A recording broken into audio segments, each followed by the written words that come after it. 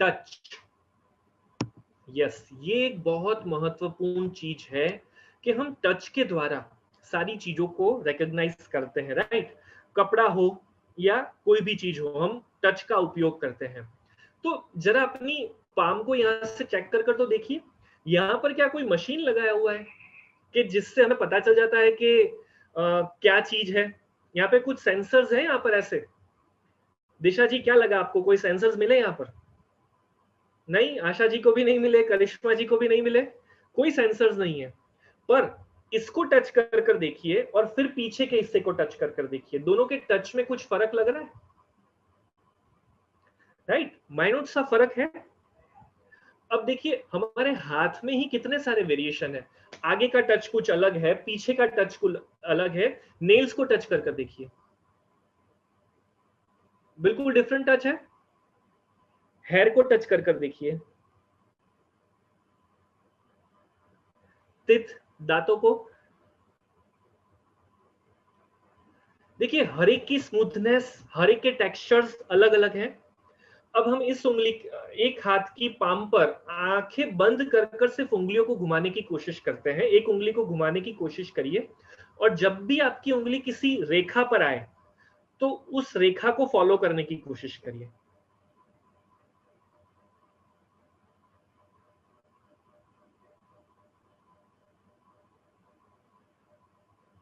एक रेखा कंप्लीट हो जाए तो फिर वापस दूसरी को आइडेंटिफाई करिए और वहां से नई यात्रा शुरू करिए।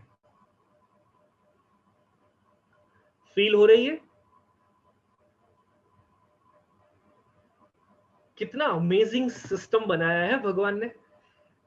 इसी हाथ का इस्तेमाल कर हम कपड़ों का फर्क पहचान लेते हैं, राइट? आप लोग एक्सपर्ट होते हैं ना, ये साड़ी भैया सिफॉन की नहीं है, ये इसमें नायलॉन नहीं मिक्स किया हुआ है, ये सिल्क है, वगैरह वगैरह।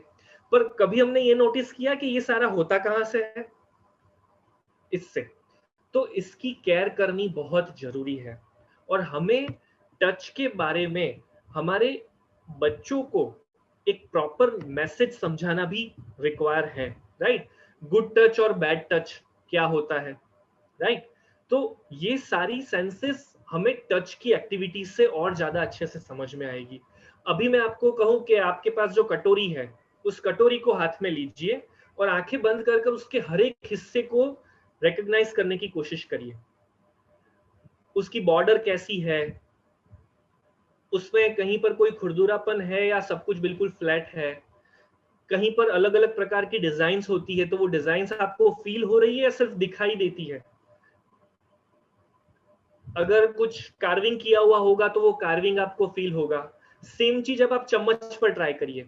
चम्मच पर अलग अलग शेप होते हैं, अलग अलग स्टाइल होती है, राइट? उसका जो हैंडल होता है पकड़ने का, वहां पर डिफरेंट टाइप ऑफ डिजाइन्स होती है।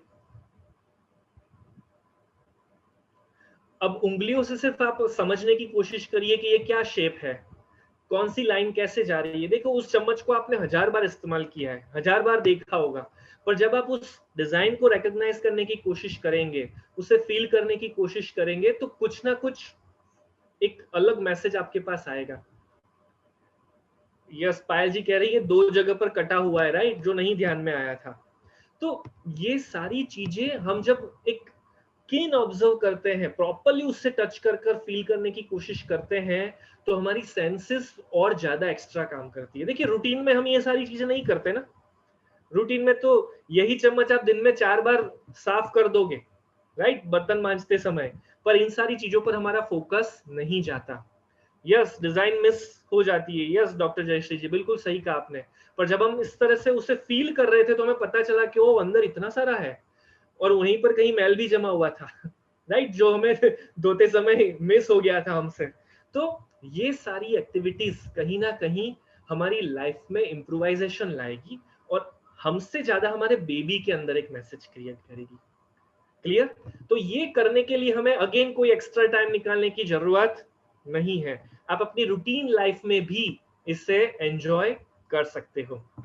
तो ये थी 5 सेंस डेवलपमेंट एक्टिविटी। आपको भी अपने रूटीन पूरे दिन के दरमियान कभी भी ये गेम्स खेलते रहनी है, एक्टिविटीज करते रहनी है, ताकि और ज्यादा हम मजा ले पाएंगे। गर्भ संस्कार गुरु, सालों से चल रही हमारी परंपरा और वैदिक विज्ञान का आधुनिक रूपांतरण।